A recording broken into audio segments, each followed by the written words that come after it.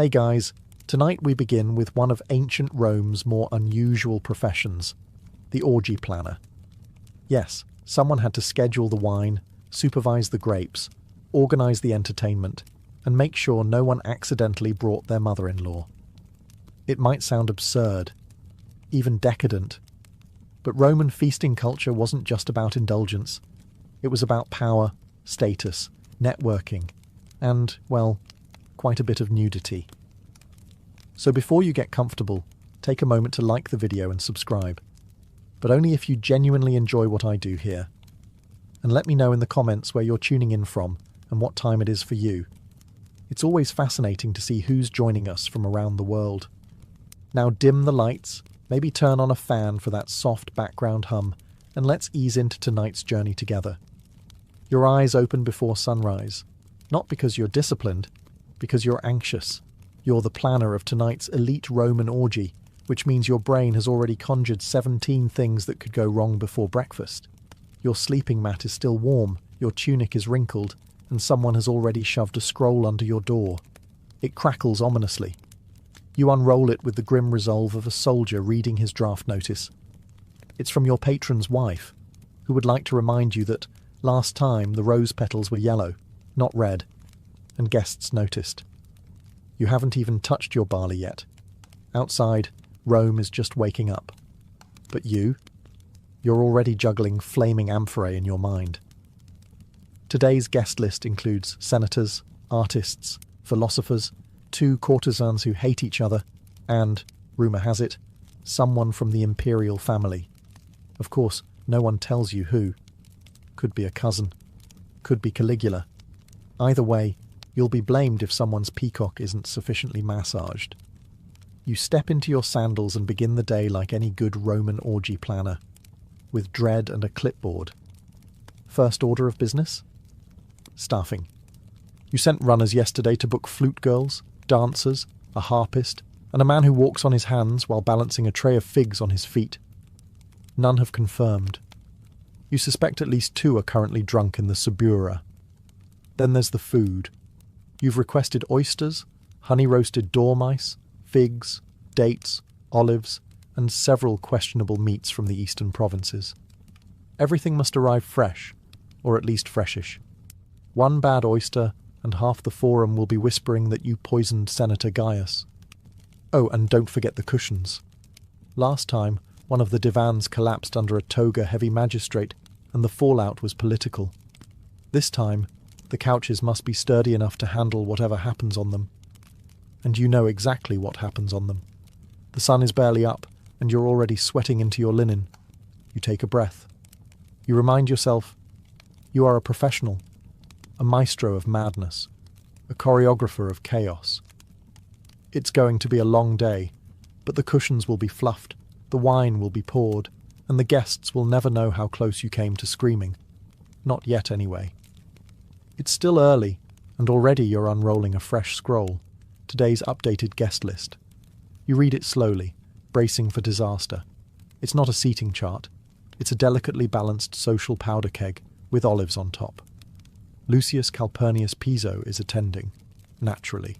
He comes to everything and always insists on reclining in the centre couch, preferably next to someone else's wife. Problem is, his wife, Aurelia, is also coming. She wasn't invited, but that's never stopped her before. You make a note. Separate couches, separate wine sauces, and definitely no harp solos while they're both in the room. Last time, she threw a garum jug. Next, Senator Petronius Arbiter has accepted. A witty man, a dangerous man, known for his tongue, and not always in a poetic sense. You'll need to seat him far from Junius Blasus, whose poetry Petronius once described as a slow death written in metre. Then you spot it. Domitianus and 2 guests, unnamed. The vagueness is offensive. Could be respected clients, could be gladiators, could be a giraffe in a toga.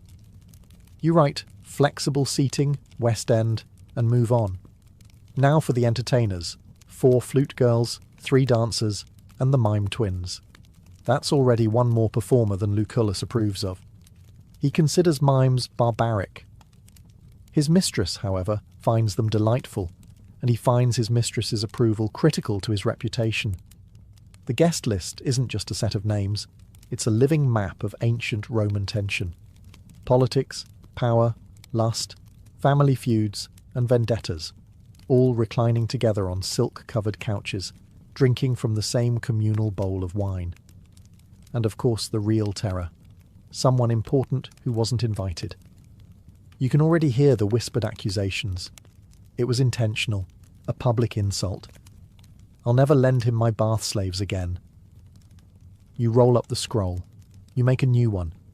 You draw arrows, add warnings, circle names. You're not planning a party.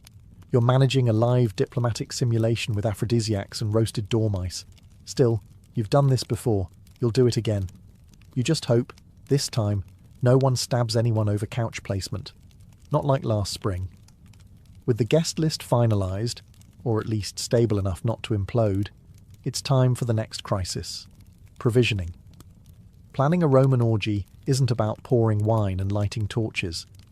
It's about curating a menu so decadent it makes the gods feel underdressed. Your list is already 3 tablets long. Let's start with the basics. Wine.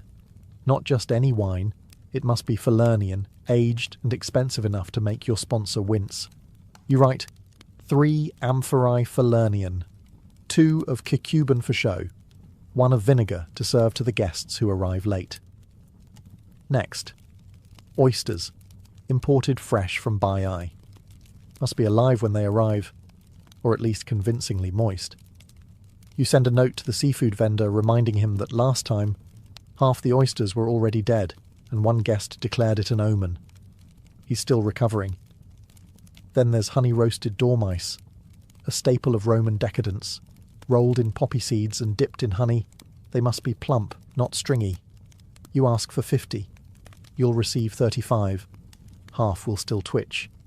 You add roasted peacock, stuffed sow's udder, dates from Judea, figs from Carthage, and cheese wrapped in vine leaves. You also scribble down a reminder, no garum accidents near the bread this time. The last event's anchovy-scented rolls nearly caused a riot. For dessert you'll need candied nuts, almond cakes, and some sort of visual spectacle, perhaps a cake shaped like the Colosseum, filled with live songbirds. You'll figure out the baking logistics later. Then comes the perfume budget: myrrh, rose oil, saffron water. Enough incense to make a Vestal Virgin dizzy. You make a note. Discreetly scent the latrines. You stare at the list. It looks more like a military requisition than a menu, and it costs more than a decent villa outside Ostia. But this is Rome. Opulence is expected. Gluttony is style. And your patron's reputation depends on guests being too stunned by luxury to notice that the music is out of tune and someone spilled wine on the marble lions. You hand the scroll to your fastest runner with strict instructions. No substitutions. No apologies. And if he forgets the sugared grapes again, I'm feeding him to the flamingos. Time to pray to Mercury, god of commerce and delivery. Let's clear something up right away. A vomitorium isn't what you think it is. No, Romans didn't build special rooms just to purge mid-feast and make room for more peacock. That's a later myth, probably invented by someone who watched Romans eat and couldn't imagine another explanation. The vomitorium, in reality, refers to the entrance and exit passages in Roman amphitheatres, where crowds spewed out after events. But that doesn't stop modern imaginations from picturing marble-tiled throw-up lounges filled with perfumed nobles and feather fans. That said, Romans did overindulge, and if a guest quietly excused themselves to step out and refresh, no one asked questions. So as an orgy planner, it's your job to make sure the entire venue, from atrium to triclinium to discreet garden alcove, is ready to absorb the consequences of excess, in style. You begin the inspection. The banquet hall floors must gleam. Mosaic tiles, especially the part with Bacchus riding a panther, need a quick polish. You personally remove a grape stem stuck in the grout from last week's gathering. You know your standards. The latrines are cleaned, perfumed, and stocked with fresh sponges on sticks. The lemon-scented vinegar is refreshed. A candle burns gently near the doorway, not for light, for dignity. Out in the courtyard, you double-check the fountain basins. Guests have a habit of reclining too far and toppling in after their fifth goblet. Last time, a general's wife nearly drowned in the koi pond. You've since removed the koi. You can't remove the wife. You pass through the perfume room, where oils and salves are arranged like an apothecary for indulgence. Rose, cinnamon, myrrh. You sample one, and your wrist smells like a love letter to Venus. Perfect. Next, you inspect the vomitorium myth room. That is, a quiet hallway with a curtain, a chair, a bronze basin, and a polite slave stationed with a fan. It's not called that, of course. It's called the retreat. But everyone knows what it's for, and it too must sparkle. Clean, scented, and luxurious. No matter how indulgent things get tonight, no one leaves this party feeling undignified. If they do purge, they'll do it surrounded by polished marble and tasteful murals of satyrs. That's your promise. It's mid-morning, and it's time for the most delicate part of your job. Not selecting wines, not managing nobles, but addressing the staff. A Roman feast of this magnitude requires people. Lots of people. And none of them woke up today hoping to be part of another nobleman's indulgent fever dream. You gather the team in the atrium, 23 bodies, each with a role. Most are slaves, some born in the household, some bought for the specific purpose of carrying trays, pouring wine, or looking attractive while silent. A few are paid performers. All are stressed. First up, cupbearers. You assign them their zones: Central Triclinium, Periphery Lounge, West Garden. Dilute the strong wine unless told otherwise, you remind them. Some guests think they can handle full Falernian. They cannot. Fan bearers are next, a crucial role. Their timing can make or break a guest's comfort. One gust too strong and you've blown out a candle or exposed someone's secrets. One too weak and someone sweats into a silk cushion. Neither is acceptable. Fruit attendants, yes, they're a thing, are instructed to refresh trays constantly, peel grapes only upon request, and discreetly remove any fruit that begins to resemble a raisin. Then there are the musicians, already bickering about tempo. You separate the flute girl from the lyre player. Last time, their disagreement turned into a duet so awkward the guests stopped mid-feast to offer them marriage counselling. The dancers, all oil and eyeliner, lean dramatically against a pillar, pretending not to listen. You run through their cues anyway. No improvisation, you say sharply. We are not reliving the Bacchic fire incident. You make eye contact with the youngest slave, a boy no older than 10, who's responsible for collecting discarded sandals. You nod once. He nods back. A silent pact is made. He will not fail you. Finally, you give your usual speech. Tonight, you are invisible unless summoned. You are silent unless spoken to. You are grace, rhythm, and elegance incarnate. Or I swear by Jupiter, I will assign you to sponge duty until Saturnalia. There's a pause. Then a collective nod. Briefings are complete. You take a breath. The human engine behind Roman debauchery is oiled, powdered, and aligned. For now. It happens every time. The invitations go out, the wine arrives, the silk cushions are plumped, and just when you begin to feel marginally in control, someone hurries into the atrium, out of breath, with that familiar look. The musicians haven't arrived. Of course they haven't. You grit your teeth. You specifically booked a flute girl, 2 cithara players, and 1 backup aulos duo in case of exactly this situation. And yet, here you are, staring down the barrel of silence at a party where silence is considered a civic offence. You send your most reliable runner to the Subura district, Rome's chaotic marketplace of noise, smells, and bad decisions. Find them, you instruct, alive, conscious, and dressed. You don't even ask why they're late. You already know. They're either still asleep, too drunk to walk, or tangled in a romantic entanglement that began at last night's Saturnalia rehearsal and never stopped. The dancers are now complaining that without musicians, they can't rehearse. The poets are delighted, assuming this means more stage time. You quickly squash that idea. No one wants Gaius's ode to his mother's third marriage recited at a party where people are eating sugared dormice. You consider contingency plans. The house cook knows 2 songs on a cracked reed pipe. A nearby slave has a decent singing voice if kept off the wine. Worst case? You hum in rhythm while someone shakes a jar of lentils. You pray it doesn't come to that. Then, like ghosts emerging from incense, the musicians appear, fashionably dishevelled, vaguely apologetic, and smelling faintly of spikenard and poor decisions. One of the flute girls is missing a sandal. The other looks as though she's had her heart broken by at least 3 senators. Still, they're here. You assign their stations. One in the atrium, one near the main dining hall, one in the garden for ambience. You stress. No dramatic tempo shifts, no dirges, no impromptu solos unless someone's actually dying. They nod. Sort of. You exhale. Crisis averted. For now. But you keep your eye on the lyre player. He's tuning it slowly, lovingly. Far too lovingly for someone who isn't about to ruin everything with an improvised love ballad. You make a note.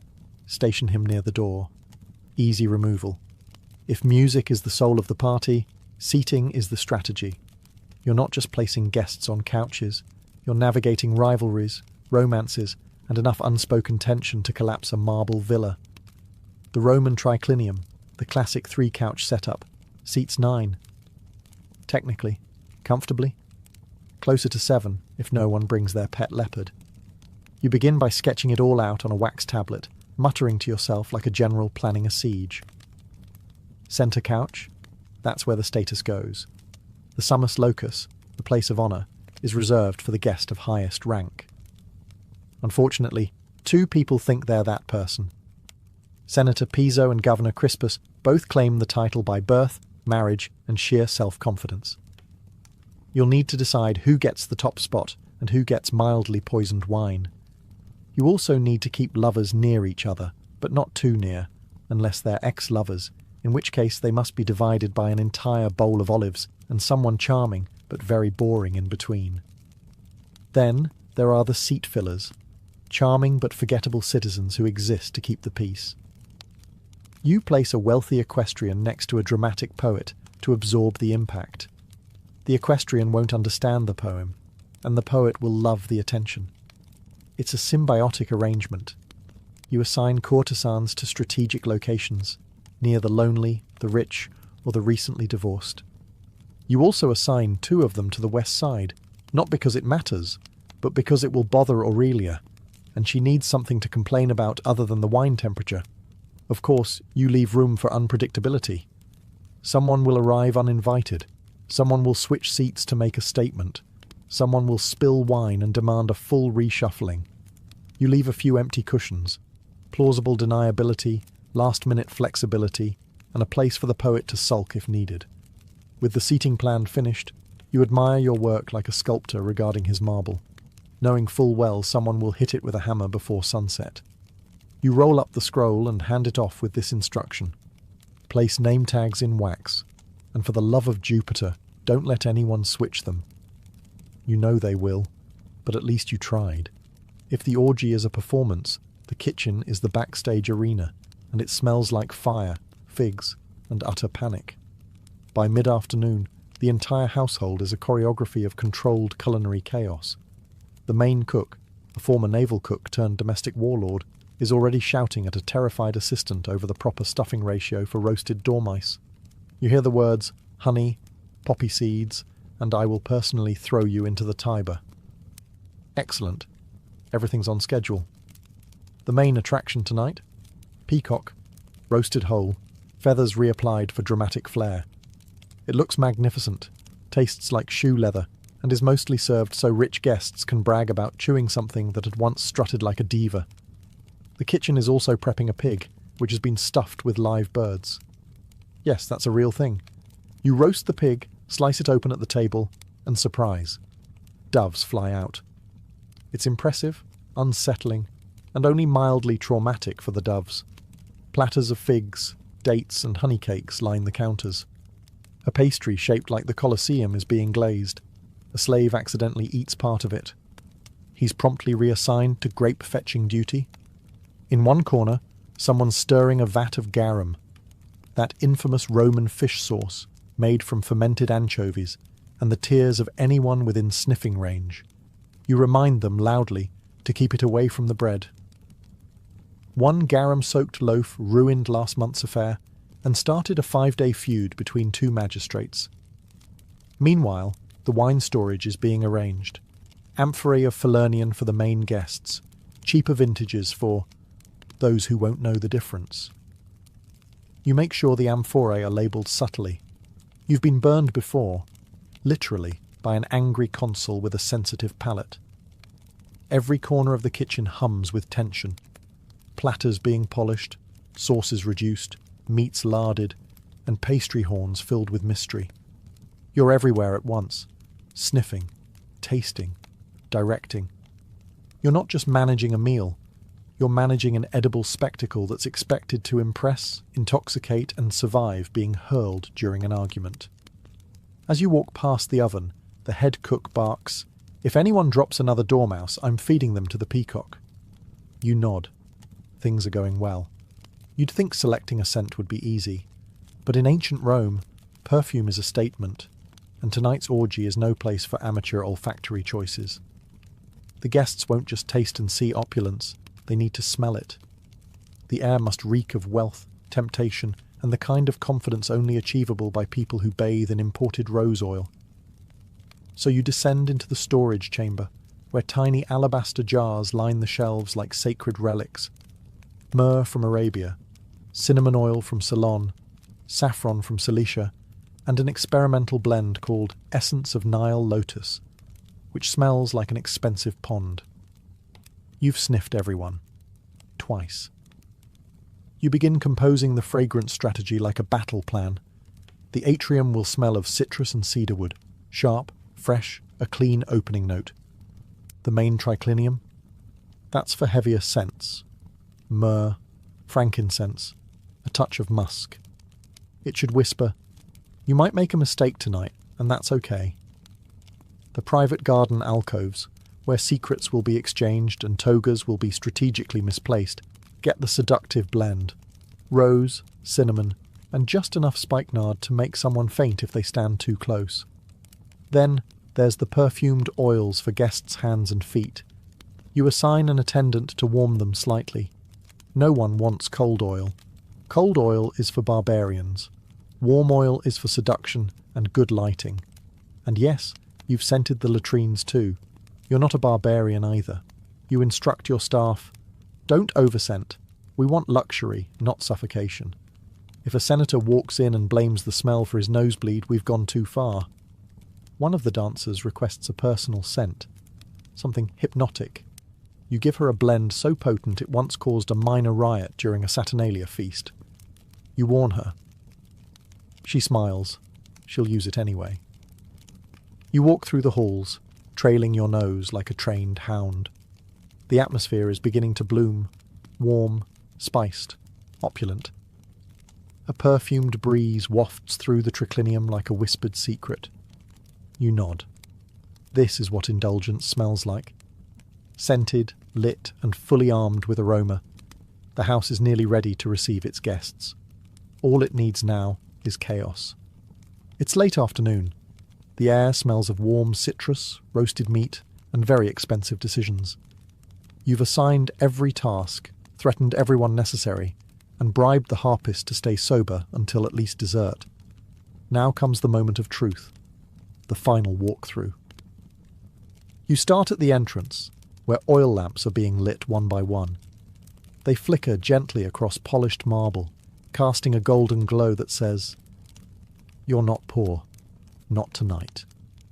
A flower boy sprinkles fresh petals at the threshold. You remind him not to overdo it. Last time, someone slipped on lavender and sued. Into the atrium. The bronze fountains are running. Grapes are pyramided in absurdly impractical displays. Pillows have been beaten, fluffed, and positioned with unnatural symmetry. You move one slightly to make it look less staged. It's important that decadence feels effortless, even if it's taken 32 hours and 2 minor breakdowns to achieve. Next, the triclinium, the main event space. Tables are low, recliners are perfectly angled. Each cushion has been dusted, perfumed, and strategically rotated to hide any wine stains from last month's senator's birthday disaster. You do a bounce test, soft enough to comfort, firm enough to survive. Activity. You inspect the tableware, silver goblets, bronze platters, blown glass amphorae. Bread is artfully arranged. Cheese is sweating slightly, but you decide it adds authenticity. You quietly remove a beetle from a fig. No one saw. It never happened. In the garden alcoves, the lighting is soft and ambiguous, just dim enough to be flattering, just bright enough to avoid accidents involving potted plants and dignity. A servant fans incense. The effect is ethereal. You pause and let yourself enjoy it, briefly. You spot a small detail. A flower out of place.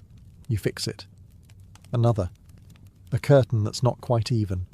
You adjust it. A final check. You inhale deeply.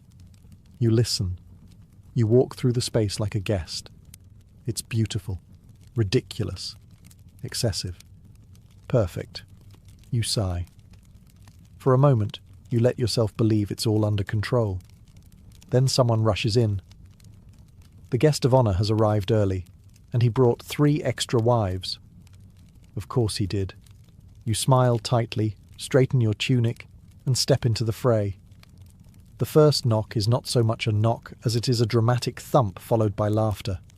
You take a breath. Here we go. The door opens. A slave pulls back the curtain with just enough flourish to impress, but not overshadow. Your first guest, Lucius Calpurnius Piso, strolls in like he owns the place, despite not paying for any of it. He smells of strong wine, ambition, and imported cologne that cost more than a soldier's annual wage. He greets you with a grin and a wink. Tonight, my friend, we make Bacchus blush. Behind him, a trail of courtesans, a minor poet, and a man carrying a small lyre who may or may not be invited. You decide not to check. Guests begin pouring in, flowing robes, gold-threaded tunics, embroidered sandals, and expressions of affected boredom. They've all arrived early to show they're important, and they've all had at least one drink to show they're relaxed. You mentally recalibrate the wine rations. A slave offers perfumed towels. Another presents rosewater. One guest refuses both and instead demands a small amphora of something more Dionysian. You give him spiced wine. He calls it intellectual. You don't correct him. The garden fills with murmurs, introductions, judgments, hushed conversations that are somehow louder than actual conversation. Someone's already asked where the flute girls are. Someone else is eyeing the fruit pile like it owes them money. You keep moving, nodding, adjusting. You separate 2 senators who haven't spoken since the goat insult incident. You notice that Governor Crispus is reclining far too close to someone else's wife, and that the poets are gathering in a corner like storm clouds. One of the dancers strays too early into the centre. You snap your fingers. Not yet. Timing matters. If everything begins too soon, it loses mystery. If it begins too late, guests complain. You want suspense. You want smouldering scandal. You pass a serving tray, discreetly pluck a grape, and keep walking. You spot one guest already snoring on a cushion, another polishing a dagger with butter. So yes, it's going well. For a Roman orgy, controlled chaos is the highest compliment. And tonight, you're almost insulted. The lyres are tuned. The flute girls are finally sober, or at least balanced, and the dancers are oiling their limbs like they're about to go into battle. You give the nod. The entertainment begins.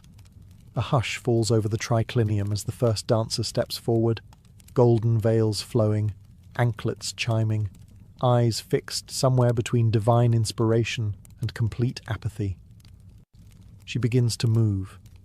It's graceful, hypnotic, and exactly the level of theatrical sensuality that makes elderly senators feel poetic.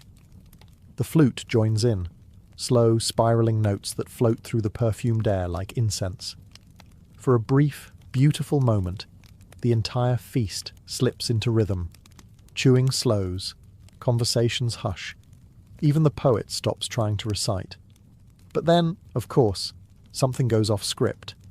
A guest demands a reenactment of the myth of Leda and the Swan. Another counters, no, Orpheus in the underworld, with real torches this time. A third suggests something involving naked gladiators, a water jug, and interpretive juggling. You smile politely and assure them it's all part of the plan. Meanwhile, the mime twins, who were specifically told to wait until the third wine course, enter early and begin miming an exaggerated scene of seduction involving a fig and a sausage. Half the room laughs. The other half looks confused. One man applauds like it's the theatre of Pompey. You resist the urge to pour wine directly into your eyes. The dancers continue. The musicians try to adapt. You spot the harpist improvising something mournful, possibly because she's just realised she's playing in the wrong key. Then someone throws a peach.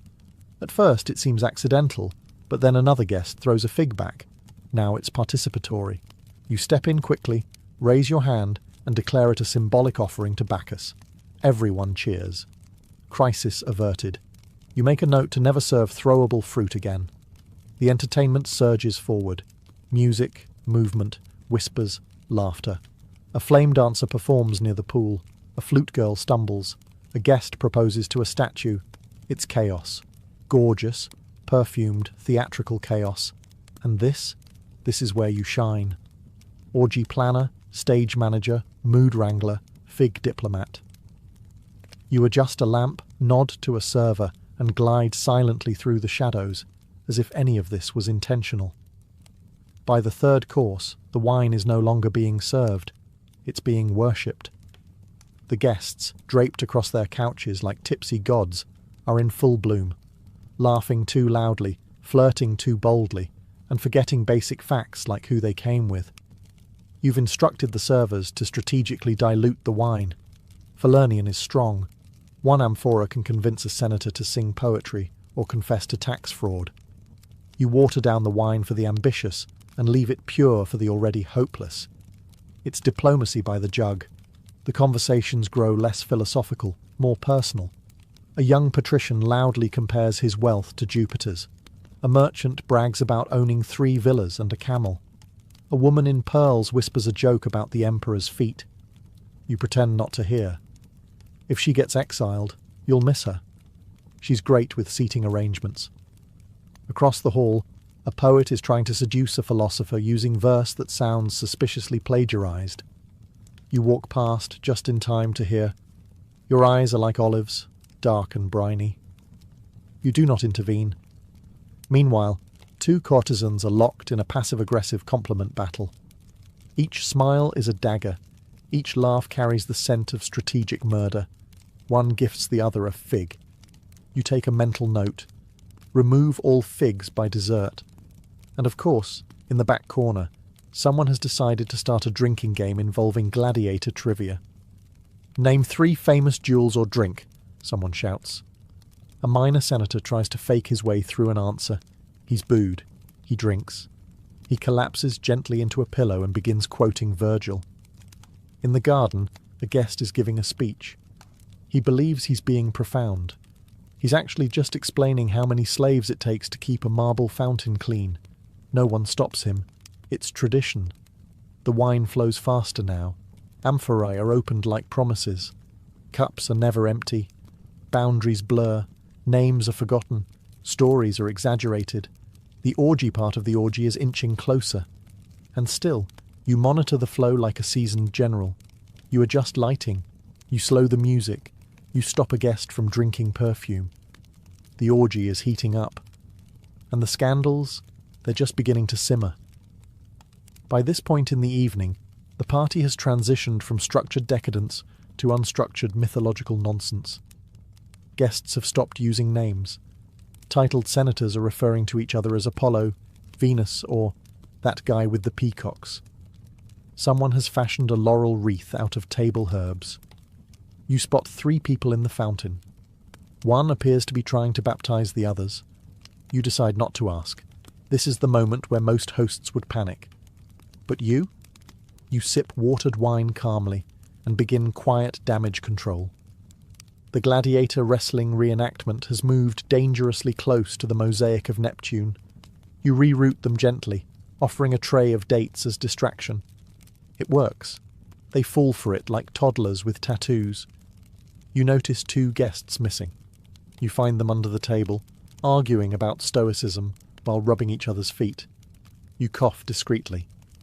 They nod and pretend to be looking for a lost bracelet. In the west alcove, the flute girl has burst into tears. A guest asked if her instrument was tuned, which she interpreted as a metaphor for something else entirely. You send over the backup lyre player and a complimentary handful of pomegranate seeds. She recovers. In the atrium, a very large man is attempting to seduce a marble bust of Venus. He's whispering sweet nothings and slowly feeding it olives. You send a servant to gently turn the bust away to avoid scandal. The man takes it as a challenge and begins reciting love poetry. You allow it. Frankly, it's better than his earlier conversation about grain tariffs. Someone knocks over a torch. You catch it before it hits the tapestry. You do not flinch. You do not sweat. You are the still centre in a storm of satin, grapes, and moral compromise. You walk the room like a high priest of excess, adjusting, smoothing, redirecting, a hand on a shoulder, a look across the room, a raised brow that says, "Don't throw that goblet, Cassius." He puts it down. He knows better. This is your art, your chaos, and you've tamed it, just enough. But it's not over yet. You hear the distinct sound of someone riding a wine cart down the hallway. You take another sip. It's almost dawn. Dawn breaks with all the subtlety of a dropped amphora. Sunlight creeps across the marble floors, illuminating the carnage. Overturned goblets, a sandal stuck in a fruit bowl, and a nobleman sleeping face down in a decorative urn. The oil lamps are sputtering out. The perfume has faded into something resembling regret. You step carefully over a passed-out flute player and begin your final round of damage assessment. The cushions are askew. Several togas are draped across statues in ways that could qualify as art or evidence. Someone wrote a philosophical limerick on the wall in wine. It doesn't rhyme, but it is surprisingly insightful. You find your way to the triclinium. A pile of olives has been arranged into a crude likeness of the emperor. You consider preserving it, then quietly kick it under the table. The slaves begin the silent ritual of post-orgy cleanup. Wine-stained linens are bundled up. Half-eaten peacocks are carted off. Incense ashes swept into neat, dignified piles. You give instructions in a hushed voice, as though speaking too loudly might awaken the deeper chaos. You check on the guest list. Everyone accounted for. No deaths. 1 sprained ankle. 2 spontaneous marriages. 1 very polite note left by a departing philosopher that simply reads, "Thank you. I've learned things I must never speak of." You make a list titled Debrief. It includes, never serve throwable fruit.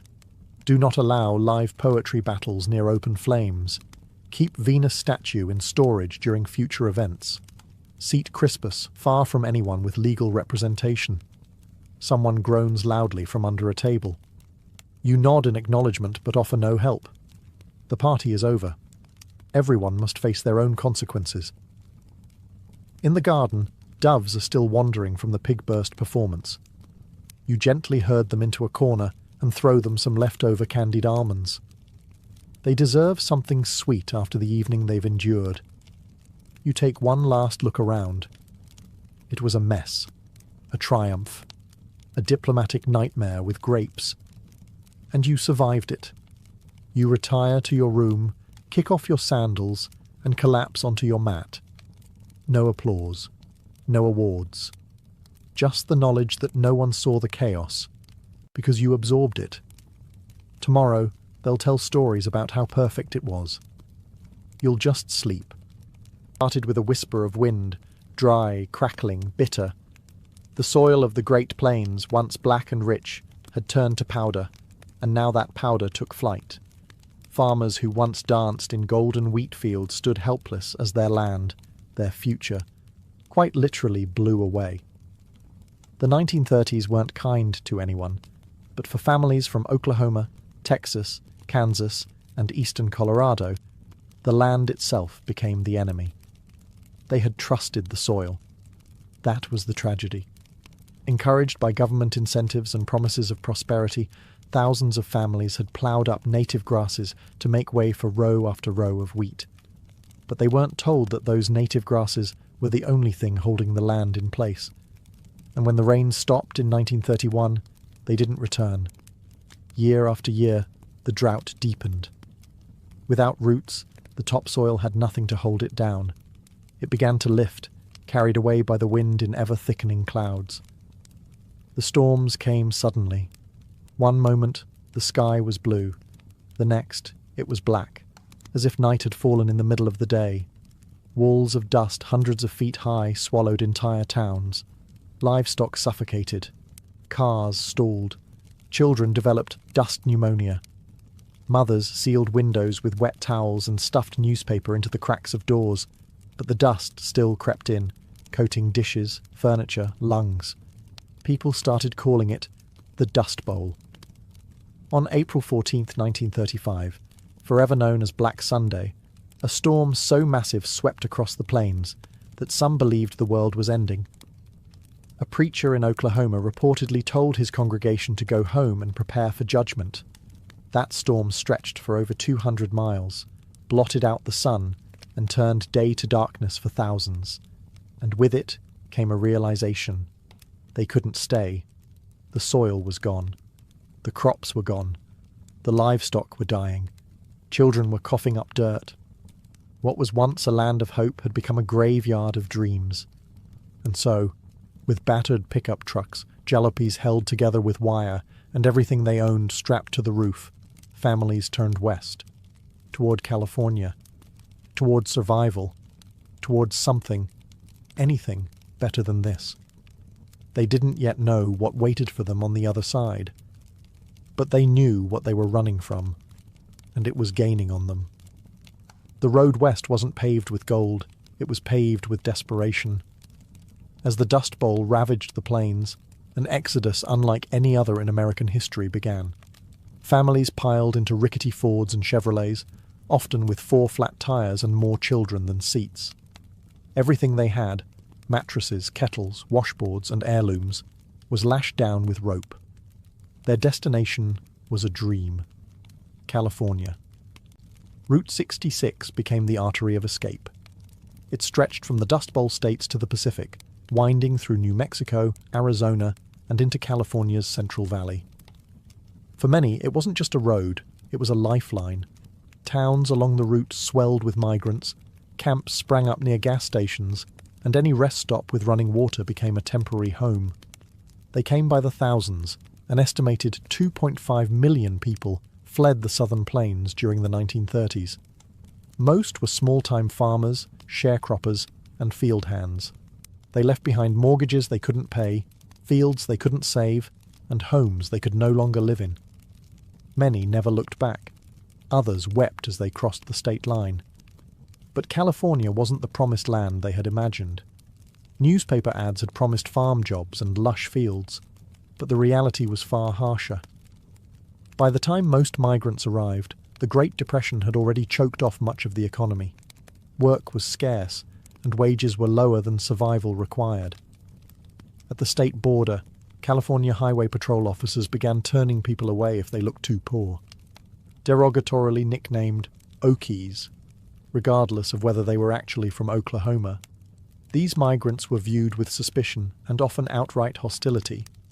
Locals feared they'd bring crime, disease, or worse, competition for scarce jobs. Still, the travellers pressed on.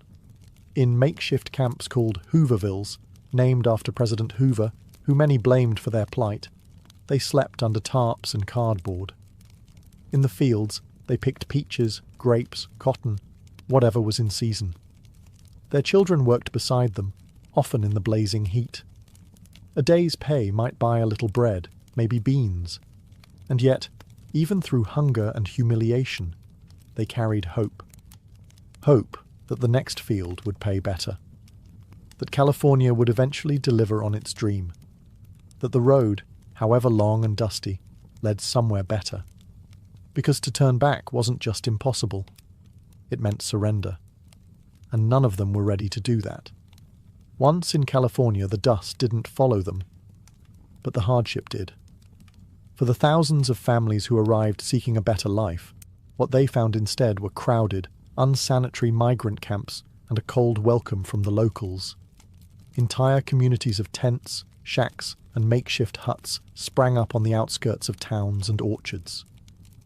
These were not homes, they were survival zones. Families crammed into shelters made from salvaged wood, tin scraps, cardboard and canvas. There was little privacy. Water came from communal pumps. Toilets were often nothing more than dugout pits, shared by dozens. Illness spread fast. Malnutrition weakened the old and the young. Babies cried for milk. Parents prayed for work. The air might have been cleaner than Oklahoma's, but the mood was still suffocating. Tensions simmered. Local Californians saw the migrants as a threat. They feared that the flood of desperate laborers would undercut wages, and they were right. Growers could now offer pennies for back-breaking field work, knowing that someone, somewhere, would be desperate enough to take it. And so, wages plummeted. Conditions worsened. Exploitation became the norm. Sometimes the migrants' only refuge came from the federal government. The Farm Security Administration, FSA, created a handful of labor camps, like the one in Arvin, California, offering sanitation, medical care, and basic dignity. These government camps were different. Organized, clean, even democratic. Residents elected committees and settled disputes internally. But there weren't enough of them. Most families lived outside this safety net, in the informal, lawless settlements that ringed the agricultural valleys. They were often harassed by police, driven out of towns by angry mobs, or forced to keep moving to avoid detection. Local authorities labelled them vagrants. Some children were denied schooling. Others were too sick, or too busy working in the fields, to attend. And yet inside these camps, a culture of resilience grew. People played guitars around campfires. They told stories. They shared food. They sang. Songs like Hard Travelin' and Do Re Mi gave voice to their pain and their perseverance. These weren't just sad ballads. They were anthems of survival. Because even when life stripped them of land, home, and security, they still clung to community. And with community came strength. They were poor, but they were not broken. And slowly, something powerful began to grow amid the hunger: solidarity. For the children of Dust Bowl migrants, childhood was not a time of play. It was a daily exercise in endurance. Their toys were often sticks. Their games played in dirt lots beside roadside camps, and their classrooms were fields of crops. The Great Depression had already strained America's youth, but for these children, poverty came with an extra layer of dust and displacement. They weren't shielded from the struggle. They were part of it. Even young children worked alongside their parents, stooping to pick cotton, grapes, or beans for a few cents a day. Some were as young as 6, their small fingers blistered and raw by the end of each shift. School was a luxury. Constant relocation meant constant interruption. By the time they enrolled in a new school, it was time to move again. And if they made it to school at all, they were often unwelcome. Labelled Okie kids, they were mocked by peers and sometimes even by teachers. Their clothing, patched, sun-bleached, and often shared between siblings, marked them instantly.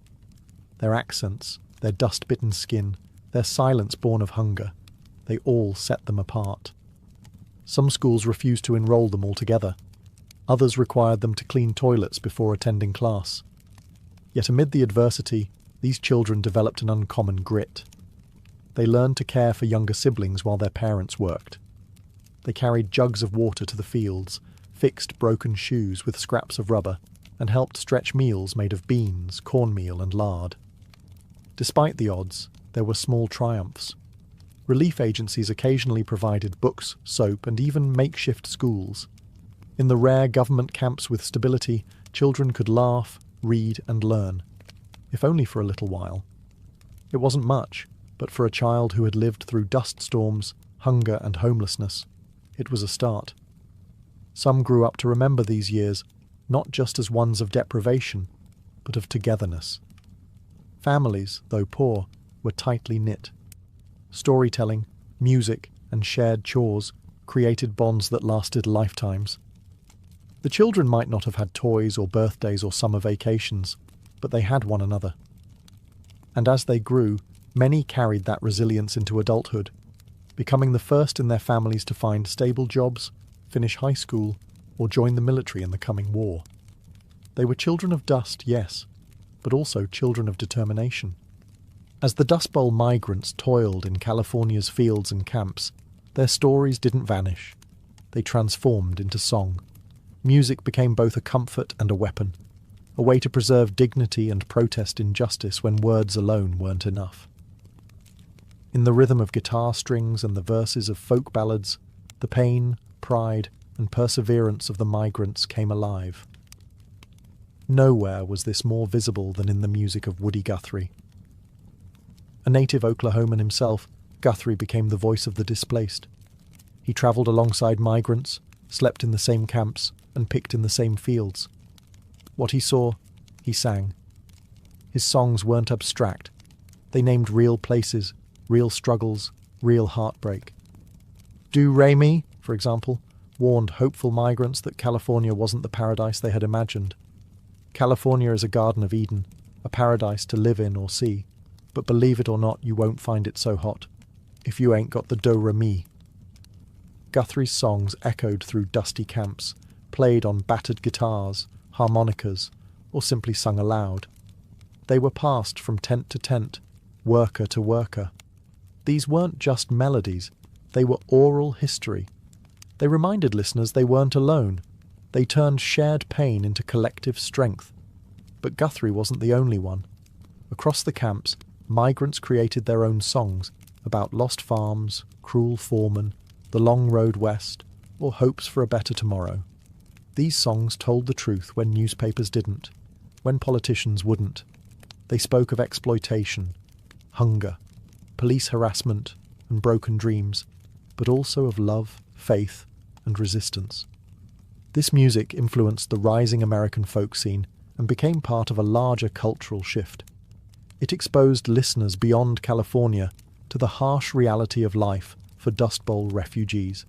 It built empathy. It planted seeds of activism. Over time, these songs helped fuel support for reform. They humanized statistics. They pierced through indifference. They challenged the narrative that the migrants were lazy or unwanted. In melody, they proved otherwise. Because when the land failed, and the work was cruel, and the people were hostile, there was still the music. It fed souls when bodies starved. It gave voice to the voiceless. And it reminded every man, woman, and child beneath a canvas roof, you matter, you belong, you endure. The migrants had their songs, but they also found a voice in literature, one that would echo far beyond the camps and fields.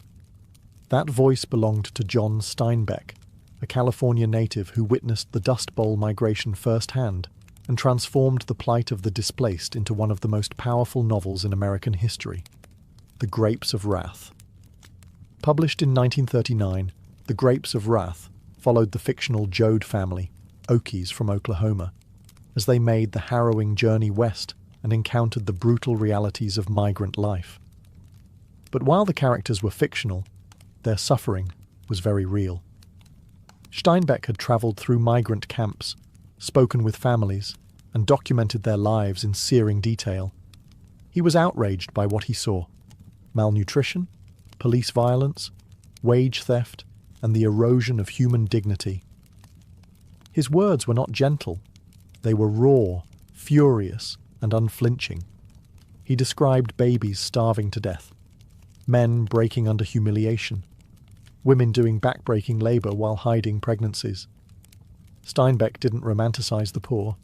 He honoured them. He saw in them a resilience that refused to die. The novel sparked a firestorm. Some called it un-American. Growers and local officials denounced Steinbeck, accusing him of exaggeration and slander. One California Chamber of Commerce even burned copies of the book, but readers across the country couldn't look away. Suddenly, the faceless Okies had names, stories, and beating hearts. Steinbeck's work did more than raise awareness. It pushed for action. His reporting, combined with the influence of the Grapes of Wrath, helped pressure the federal government to investigate labour abuses and improve conditions for migrants. It brought national attention to a crisis many preferred to ignore. And just as important, it preserved a record. Long after the camps vanished and the winds settled, Steinbeck's story remained. For the children and grandchildren of the Dust Bowl migrants, it became a touchstone, a proof that what their families endured mattered, that their struggle had been seen. In a time when the poor were expected to suffer silently, the Grapes of Wrath shouted. It demanded that the nation listen, and many did. Because sometimes, the most powerful form of resistance isn't a protest sign or a song, it's a story. And Steinbeck told it like no one else could. As the Dust Bowl migrants flooded into California and the American public began to grasp the scale of the disaster, the federal government, under President Franklin D. Roosevelt, was forced to act. The suffering was simply too visible to ignore. Children were starving, camps were overflowing, fields were filled with desperate labourers, and America's image of itself as the land of opportunity was unravelling in real time. Enter the New Deal, Roosevelt's sweeping series of programs designed to rescue the country from the Great Depression.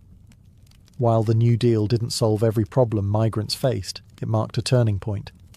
Agencies like the Resettlement Administration and later the Farm Security Administration, FSA, were created to offer aid, restore dignity, and attempt long-term solutions. The FSA, in particular, focused on the plight of displaced rural families. It built government-run labour camps in California and other states, structured communities with clean water, toilets, medical care, schools, and even playgrounds. These camps weren't luxurious, but to families who had slept in ditches and roadside tents, they were sanctuaries. Residents elected their own leaders and handled disputes internally, creating some of the only democratic spaces these families had ever known. The camps also became cultural havens. There were libraries, music events, even classes in English and farming. For many, they were places where a new kind of rural American identity began to take shape, one that valued self-governance, solidarity, and pride. Outside the camps, the New Deal offered jobs through the Works Progress Administration, WPA, and the Civilian Conservation Corps, CCC, although these were often hard to access for transient migrants. But one of the most lasting contributions came not in dollars, but in documentation. Under the FSA's direction, a team of photographers, including Dorothea Lange, was sent to capture the human cost of the crisis. Her haunting photo, Migrant Mother, became an instant symbol of Dust Bowl-era suffering. It gave the faceless a face. It gave the ignored a voice. Still, not all relief efforts reached everyone. Racism, red tape, and local resistance often excluded the very people who needed help the most. Yet for many families, the New Deal wasn't just a policy. It was a lifeline. It was proof that the government, at last, was trying to listen. And for once, help came before it was too late. By the late 1930s, many Dust Bowl migrants were no longer just surviving. They were organising. Years of exploitation, broken promises, and dehumanising labour conditions had pushed them to a tipping point. What began as quiet grumbling in the fields grew into a movement. A wave of strikes, boycotts, and labour protests swept through California's agricultural valleys as migrants demanded better wages, safer conditions, and basic human dignity. It was a dangerous gamble. Growers were powerful. They had money, political connections, and the police on their side. Striking workers were often arrested, beaten, or run out of town. Some were blacklisted from future employment. Others were attacked by hired enforcers. But despite the risk, the workers stood their ground. Organisations like the Cannery and Agricultural Workers' Industrial Union and the United Cannery, Agricultural, Packing and Allied Workers of America, UCAPAWA, began to emerge, offering a rare but essential support system. Though often underfunded and fragmented, these unions helped teach workers how to negotiate, how to protest peacefully, and how to document abuses. For many migrants, especially women, joining a strike wasn't just about money. It was about voice. Mothers marched with children in their arms.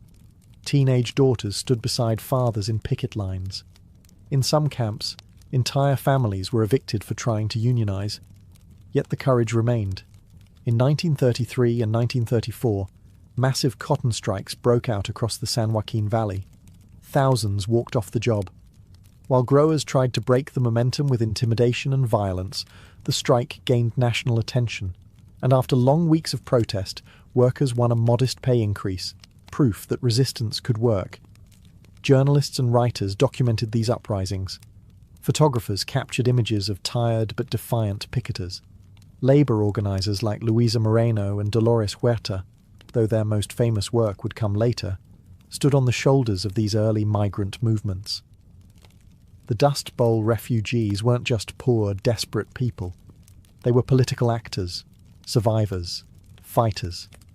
Even as their accents marked them as outsiders and their clothes betrayed their poverty, they refused to be silenced. They were no longer just victims of weather and economics. They were now shaping the narrative. In standing up for themselves, they began to change not just their own lives, but the future of labour in America. And their fight was just beginning. By the early 1940s, the worst of the Dust Bowl had passed.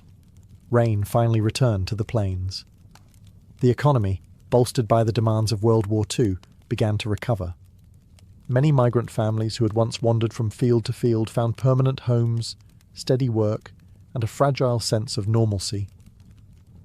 But the migration had already left a deep, irreversible mark on American society, culturally, politically, and emotionally.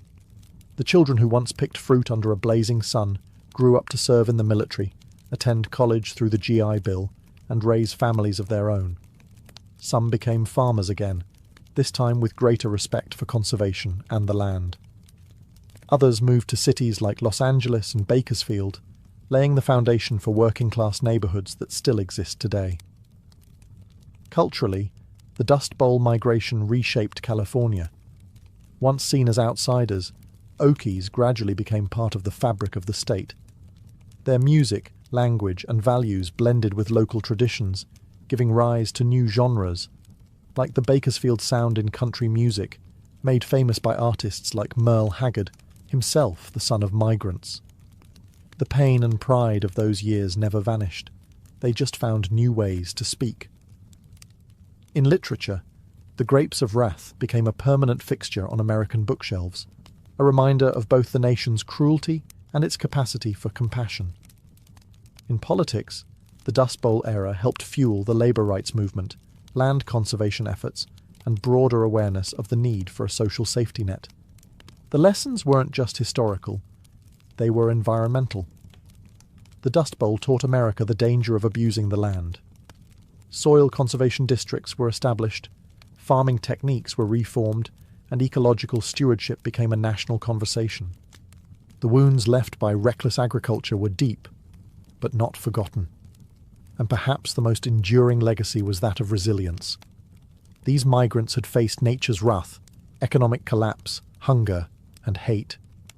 They had been spat on, shut out, and shoved aside. But they endured, they adapted, and they helped build the modern West. Today, descendants of Dust Bowl migrants still carry the stories of hardship and grit. In dusty family albums, in old camp photos, in the chords of a Guthrie song, they remember. Because the Dust Bowl wasn't just a disaster, it was a defining chapter of American identity. One written in dust, yes, but also in determination. Imagine a world with no paper, no books, no Google, just memory and voice. That was the reality for nearly all human societies for most of our existence. Long before alphabets were carved into stone or ink flowed onto parchment, Knowledge was preserved in stories, songs, and spoken rituals. Oral tradition wasn't just a method of sharing information. It was the primary engine of civilization itself. In these societies, memory was a sacred duty. Stories weren't told for entertainment alone. They were the vessels of identity, law, morality, and survival. Elders passed on creation myths, ancestral lineages, laws, customs, and taboos. Farmers learned planting cycles from seasonal chants. Hunters remembered terrain through rhythmic recitations. Parents taught children life lessons through fables and parables. Everything essential, who we are, where we come from, how to live, was carried in the voice. Because there was no written backup, accuracy mattered. Oral cultures developed sophisticated memory techniques to preserve knowledge. Rhythm, rhyme, meter, repetition. These weren't stylistic choices. They were mnemonic devices. Stories had structure for a reason. Chants and epics were designed to be unforgettable, and they had to be. In a world where the past lived only in minds and mouths, forgetting wasn't just a lapse. It was a cultural crisis. But oral tradition was never static. It was flexible, responsive. Each retelling carried a pulse of the present. A storyteller might adjust a tale for a new audience, or shift emphasis depending on context. This made oral knowledge both enduring and adaptable, a living, breathing archive. It wasn't stored on dusty shelves. It walked, talked, danced, and sang. Storytellers themselves held immense social power. In many cultures they were revered. They weren't just performers. They were memory keepers, truth bearers. In some places, they were spiritual guides or political advisors. In others, they held the sole responsibility for preserving centuries of wisdom. Losing a master storyteller could mean losing a nation's history. In the absence of written words, societies didn't descend into ignorance. They found other ways to thrive. Oral tradition ensured continuity across generations. It stitched time together. It connected the dead to the living, the individual to the community, the past to the future. And in many corners of the world, it still does. In the heart of West Africa, history walks and talks. It sings. It remembers. It lives in the voice of the griot, a figure who is at once historian, storyteller, musician, genealogist, diplomat, and spiritual guide. In societies stretching from Mali to Senegal to Guinea, griots have preserved centuries of memory without ever writing a single word. The role of the griot isn't just cultural, it's essential. For the Mande peoples and others, griots are keepers of oral archives, entrusted with the collective knowledge of clans, lineages, and empires. They know who married whom, who fought which war, what treaties were signed, and what legends lie behind every village name. A griot can recount a genealogy that spans dozens of generations, recited without hesitation. This isn't casual storytelling. Griots undergo years, sometimes decades, of intense apprenticeship. From a young age, they are trained to memorize thousands of lines of verse, master complex melodies on traditional instruments like the kora, and understand the historical, political, and spiritual weight behind each word. Knowledge is passed down orally, from master to apprentice, generation to generation. Griots often serve at royal courts, advising kings and chiefs. When a ruler makes a major decision, whether to go to war, marry into a rival clan, or forge an alliance, it's the griot who offers historical precedent, reminding leaders of past mistakes or ancient promises. In this sense, griots are not only entertainers but moral anchors. Their role helps ensure continuity, legitimacy, and wisdom in leadership. Even today, in the digital age, griots remain influential. They perform at weddings, funerals, naming ceremonies, and national events. Their stories remind communities of who they are and what they've overcome. Griots hold power through voice, an ability to preserve unity and identity across centuries of change. When colonialism threatened to erase African history by disregarding oral sources, griots stood as a living rebuke. They proved that memory could endure outside of paper, and that oral tradition was not primitive, but profound.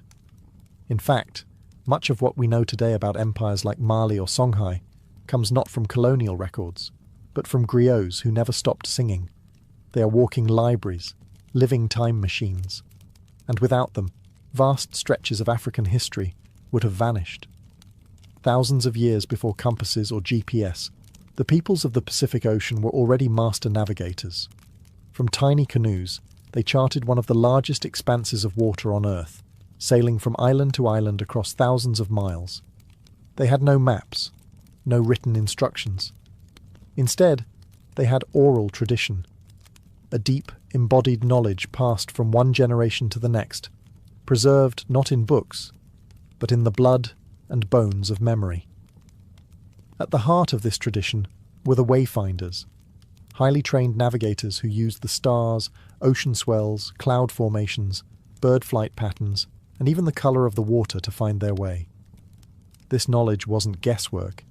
It was precise, tested over generations of voyaging, but it wasn't written down.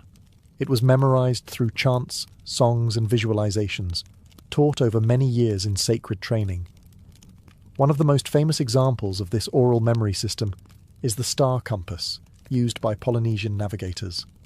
This mental map divided the horizon into specific points aligned with the rising and setting of stars. Each star had meaning, direction, and seasonal timing. Wayfinders would chant these stars in a sequence, imprinting entire navigational routes into their minds like a living GPS. The knowledge didn't stop with astronomy.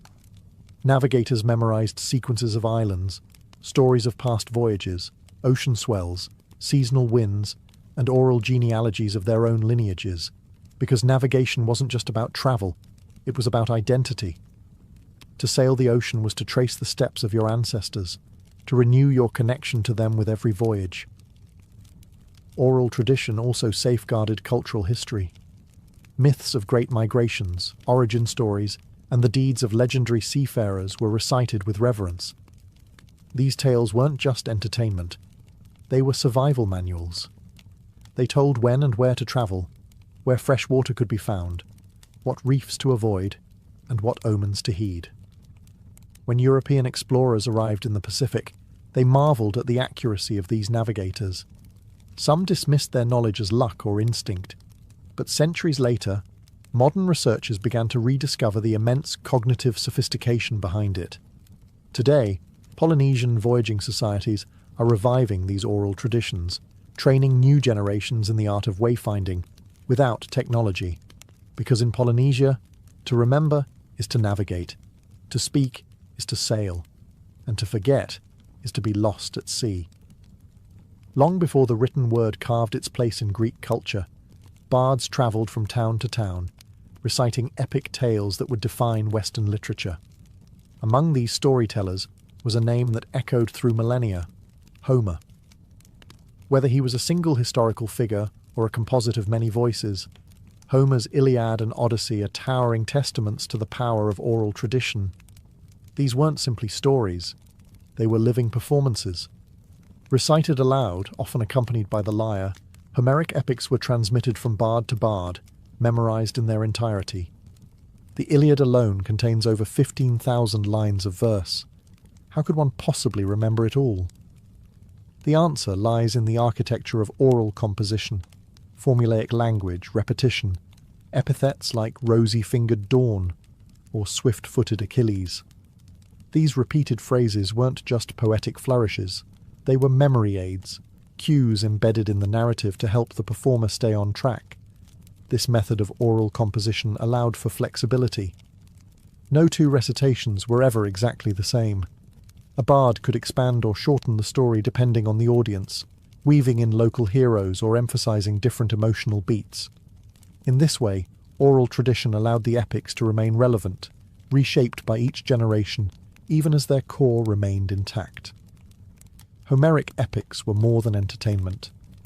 They were moral instruction, historical memory, and collective identity.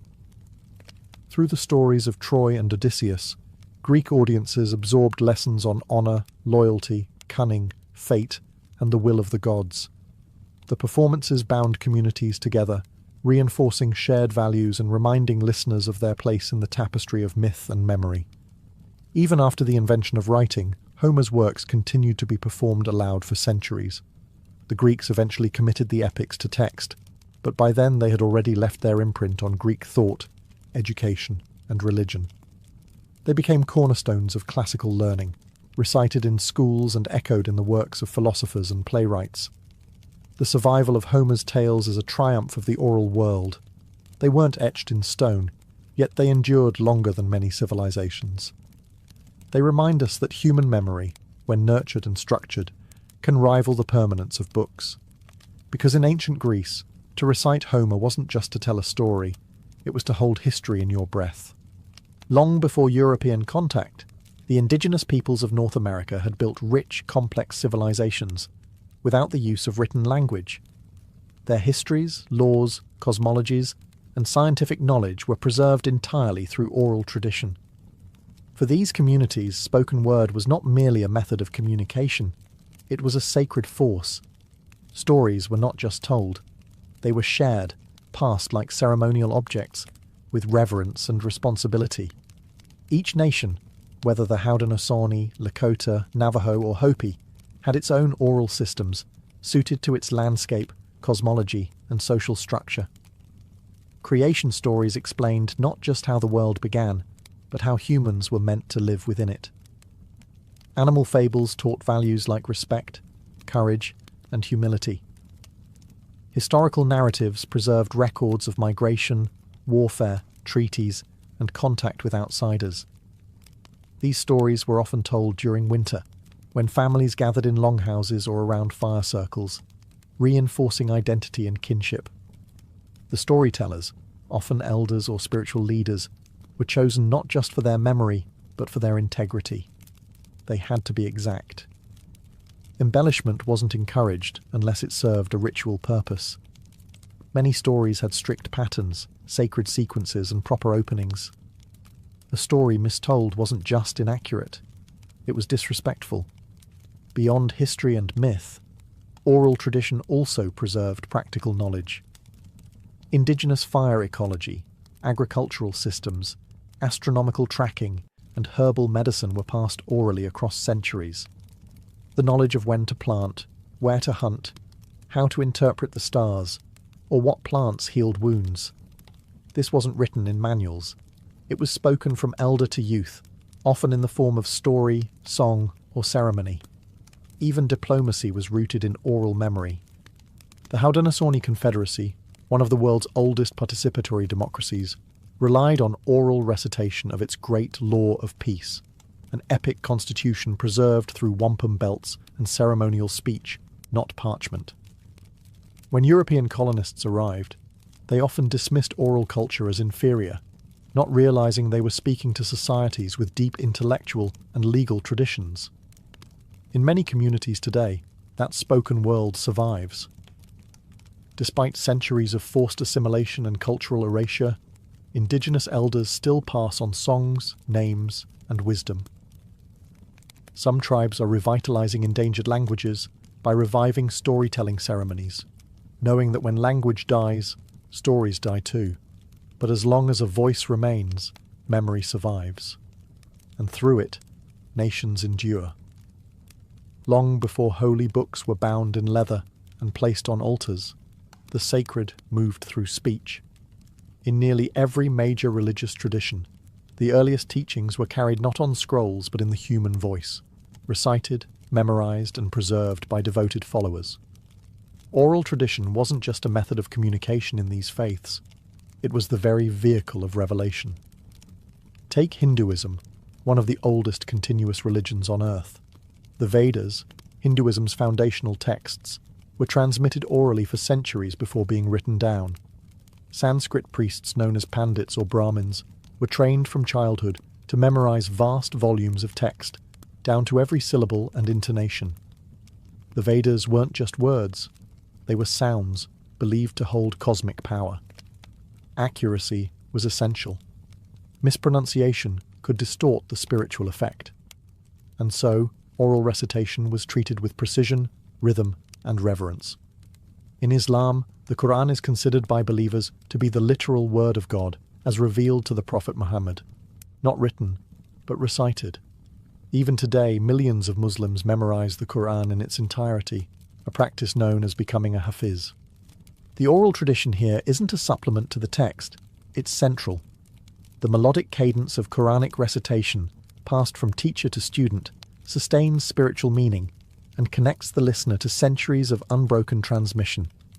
Christianity also began as an oral tradition. The stories of Jesus, the parables, the early miracles, they were shared aloud in gatherings before the Gospels were ever written. Early Christian preachers travelled from village to village, speaking to crowds, debating, converting. Even after the New Testament was compiled, most congregants couldn't read. Faith was still heard, not read. Psalms were sung. Sermons were preached. Scripture lived in ears before eyes. In Judaism, oral tradition forms the backbone of rabbinic teaching. The Mishnah and Talmud, key texts of Jewish law and interpretation, were initially preserved through complex oral chains of transmission. Rabbis debated and discussed teachings aloud, often committing thousands of lines to memory before anything was committed to ink. Across faiths, oral tradition ensured that the divine remained living, dynamic, spoken, and sung. Even today, believers continue these practices. Scripture is chanted, prayers are recited, mantras are whispered. Because for the faithful, the sacred isn't just what's written, it's what's heard, it's what's remembered, and it lives in the human breath. Long before modern courtrooms and printed legal codes, communities across the world upheld complex systems of law through oral tradition. Justice wasn't dispensed by reading from a book, it was spoken, memorized, and performed.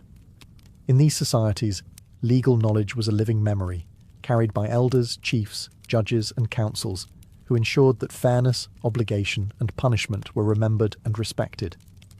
Among the Gaelic Browns of Ireland, justice was entirely oral for centuries. The Brehon Laws, a detailed and intricate set of legal principles governing everything from land disputes to honour debts, were transmitted by trained legal scholars who memorized thousands of verses and precedents. These judges didn't carry books, they carried legacy. They recited decisions with precise language, referencing past judgments and using poetic form to aid memory and preserve consistency. In sub-Saharan Africa, many societies relied on elders and councils to enact justice through oral systems. In the Igbo, Zulu, or Ashanti traditions, legal matters were resolved in public gatherings, where testimony was spoken, witnesses recounted events, and judgments were issued through consensus. The absence of writing didn't mean a lack of structure. Memory was the law, elders were the archives, and the spoken word held full authority. Similarly, indigenous communities in North America used oral justice systems to resolve conflict and maintain harmony. The Haudenosaunee Confederacy relied on condolence ceremonies and consensus-based decision-making guided by the Great Law of Peace, a constitution transmitted orally and reinforced through wampum belts, beaded mnemonic tools. Laws were often embedded in stories, myths, and metaphors, reinforcing values like reciprocity, respect, and responsibility. These oral systems were not rigid. They were adaptable. They could evolve with changing times, incorporating new realities without needing to revise written codes. This flexibility made oral law dynamic, deeply embedded in community life, and often more restorative than punitive. When colonial powers imposed written legal systems, many oral law traditions were dismissed as primitive or inferior, but they were anything but. They were community-centered, historically informed, and designed to maintain social balance, not merely enforce state power. Today, some of these oral legal systems are being revived and honoured. In places like New Zealand and Canada, traditional justice models are being integrated into formal systems, not because they're quaint, but because they work. Because in oral law, justice isn't something you read. It's something you hear, something you remember, and something your whole community understands. At the heart of every oral tradition lies a human being, the storyteller. More than just a narrator, the storyteller is a performer, a teacher, and a guardian of cultural memory. Whether standing before a royal court or sitting by a village fire, they use voice, gesture, rhythm, and emotion to transform memory into living experience. In oral societies, storytelling isn't just an act, it's an art form with structure, training, and purpose. Memory is the storyteller's greatest tool, but this isn't memory as most people know it. Storytellers often train from childhood, absorbing tales word for word, gesture for gesture, tone for tone. They learn through apprenticeship, listening to masters for years before ever telling a story themselves. Precision matters. The wrong detail can twist a sacred myth or misrepresent a lineage. And yet, flexibility is also part of the craft. A master storyteller knows how to adjust timing, tone, or content to suit different audiences, moments, or emotional atmospheres. Across cultures, performance is central. In Japan, rakugo performers sit on stage with only a fan and a cloth, bringing entire casts of characters to life through changes in pitch, facial expression, and timing. In India, the Kathakal tradition combines dance, mime, and song to retell ancient epics like the Mahabharata. In West Africa, griots use instruments like the kora to accompany their recitations, turning history into melody. Storytelling, then, isn't static. It's theatre with memory as its script. The audience is never passive. In oral cultures, storytelling is communal. Listeners gasp, laugh, respond. They know the tales, but come to hear them again, for how they're told matters as much as what is told. A familiar myth can feel new, fresh, even revelatory, depending on the teller's skill. Importantly, storytelling is not entertainment alone. It's education, history, ritual, law, and survival. A story may teach a child what plants are poisonous. It may encode directions across a desert, or rules about kinship and taboo. Often, the lesson is buried in metaphor, understood only with maturity. The storyteller is thus a cultural cornerstone. When they speak, they echo generations. They don't just remember the past, they embody it. Because in oral tradition, memory doesn't live in books, it lives in people. And when they speak, entire civilizations speak with them. In a world ruled by screens, algorithms, and cloud storage, it might seem like oral tradition has faded into the background. But in truth, it's not dying, it's evolving. The digital age, far from erasing spoken heritage, has given it new platforms, new audiences, and new power. Memory, voice, and story are once again central, not just in ancient rituals, but in podcasts, spoken word poetry, voice notes, and viral videos. The medium has changed, but the human impulse remains the same, to remember through voice. Social media, ironically, has brought us back to something ancient. TikTok creators tell modern parables in 60 seconds. YouTubers revive myths and folk tales for millions. Podcasts have become the new campfires, where people gather, through headphones instead of hearths, to hear stories that move, teach, or entertain. And in many indigenous and marginalised communities, digital tools are now being used to record elders, revive languages, and archive oral history before it's lost. Technology is also empowering cultures once ignored. Smartphone recordings of grandmothers telling ancestral stories or children learning tribal songs are being shared across continents. Entire archives of oral knowledge are now stored online, searchable and shareable. What was once locked in a single storyteller's memory can now be accessed by thousands, with the press of a button. Yet this raises important questions. What happens when oral tradition is frozen into a digital file? Can a recorded story carry the same energy, nuance, or spiritual weight as a live performance? Will future generations still know how to listen, respond, and feel a story in their bones? not just their ears. The digital world gives oral tradition permanence, but also detaches it from the living exchange that once defined it. A story told face-to-face carries gestures, emotion, silence, and community. It is shaped by the mood of the room, the age of the listener, the time of night. Can a story still breathe in a digital archive? The answer may lie in balance. Oral tradition doesn't have to vanish in the face of modernity. It can blend with it. Podcasts can preserve memory. Live-streamed storytelling can unite global audiences. What matters is not the format, but the intention. Because as long as people speak, and others listen, oral tradition survives. Not as a relic, but as a living bridge between past and future, and its next chapter is being written with voice, not ink. War. Tucked deep within Egypt's western desert, beyond dunes that roll like waves and sun-bleached rocks that shimmer under a brutal sun, lies the Siwa oasis, a place of improbable life and ancient mystery. Surrounded on all sides by arid desolation, Siwa is a mirage made real. Cool freshwater springs, groves of date palms, and olive trees where there should be none. But its true claim to fame is not its beauty or its isolation.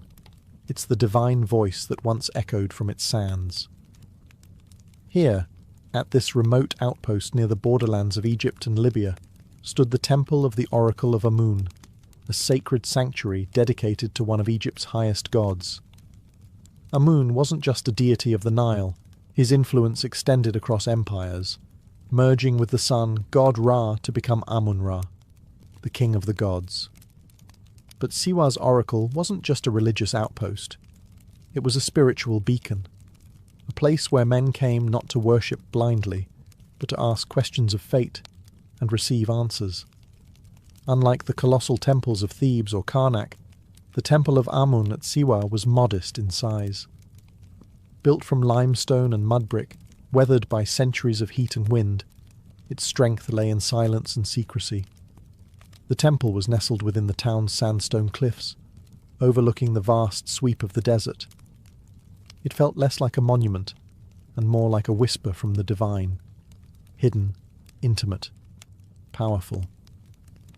The oracle at Siwa was said to speak through the high priest in trances or ritualistic ceremonies, delivering answers from Amun himself. Those allowed to approach the shrine brought questions of war, succession, and identity. Not just common folk, but pharaohs and conquerors journeyed across the blistering sands, seeking a glimpse of their destiny. What made Siwa different was not just its isolation, it was its independence. Though nominally part of Egypt, the oasis existed in its own rhythm. Its inhabitants spoke a Berber dialect. Its priests were not mere tools of the state. They guarded the oracle with fierce autonomy. The desert itself was a barrier, both literal and spiritual. To reach Siwa was a test of resolve, but to hear the oracle's voice was to receive something few ever did, certainty from the gods, or so it was believed. The oracle of Amun at Siwa wasn't like other oracles. It didn't dwell in the bustling cities of Egypt or the rich temples of the Nile Valley. It existed in silence, surrounded by nothing but dunes and the haunting wind. This isolation gave it mystique and power. People believed that only in such stillness could the gods be heard. The rituals of the oracle were cloaked in secrecy. The high priest, acting as the mouthpiece of Amun, would retreat into the inner sanctum, where only a select few were ever permitted. There, in a chamber heavy with incense and guarded by thick stone walls, he would enter a trance-like state, his voice said to carry the weight of divine wisdom. Questions were asked in hushed tones. Answers, once delivered, were obeyed without challenge. The answers themselves were often cryptic, cloaked in ambiguity, yet full of meaning. Like the Greek oracle at Delphi, the oracle of Siwa rarely spoke in direct terms. Its power lay in suggestion, in offering direction without dictating fate. But unlike Delphi, the Siwan oracle was also deeply intertwined with Egyptian religious cosmology. It wasn't merely a seer. It was a channel of a god who was also king. Pilgrims came from across North Africa and beyond, braving the merciless journey through the western desert to hear the oracle speak. Merchants, generals, tribal leaders, and even kings arrived with offerings, oil, incense, gold, hoping for divine insight into the most difficult choices of their lives. Some came for personal counsel, others came with questions that could determine the fate of nations. The oasis itself aided the mystique. At night the desert grew quiet and impossibly dark, the sky blanketed with stars. The wind through the date palms sounded almost like voices. Visitors would report dreams, visions, or sudden feelings of revelation after their visit. Whether by ritual or suggestion, the experience left a deep impression. But it wasn't just religious seekers who came. Political figures understood the oracle's value. To receive its blessing was to claim legitimacy, not just among locals, but across the Mediterranean world.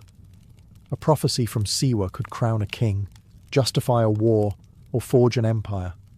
And soon, one man would test that very power, carrying with him a question no mortal had yet dared ask. Was he a god, or merely a king?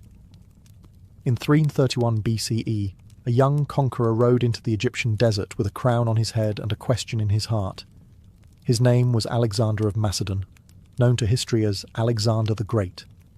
By this point, he had already defeated the Persian Empire in Egypt and had been declared a pharaoh.